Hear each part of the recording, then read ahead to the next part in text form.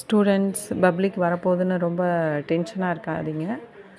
First உங்களோட schedule போடுங்க. எத்தனை நாள் இருக்குன்றத ஃபஸ்ட்டு செக் பண்ணுங்கள். அந்த நாளைக்கு ஏற்ற மாதிரி ஒவ்வொரு நாளும் ஒரு 10 ஹவர்ஸ் வந்து ஒதுக்குங்க படிக்கிறதுக்குன்னு. இப்போ ஸ்கூலில் எல்லாமே நம்மளுக்கு முடிச்சிருப்பாங்க போர்ஷன்ஸ். ஸோ எல்லாமே ரிவிஷன் தான் கொடுப்பாங்க. அவங்க வந்து ஒரு ஷெட்யூல் போட்டு கொடுத்தாலுமே அதில் வந்து நீங்கள் போட்டிருக்க சப்ஜெக்ட் வந்து படிக்க முடியுமா அப்படின்னு பாருங்கள்.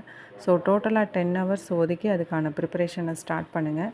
மற்றவங்க கிட்ட அதை ஆர்கியூ பண்ணாதீங்க. நான் இவ்வளோ படிச்சிருக்கேன், அவ்வளோ படிச்சிருக்கேன், நீ என்ன பண்ண போகிற, நான் என்ன பண்ண போகிறேன்றது அந்த டென்ஷனே வச்சுக்காதீங்க.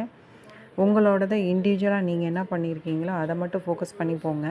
70 எடுக்கிறவங்க வந்து 90 எடுக்கணும்னு நினச்சி படிங்க.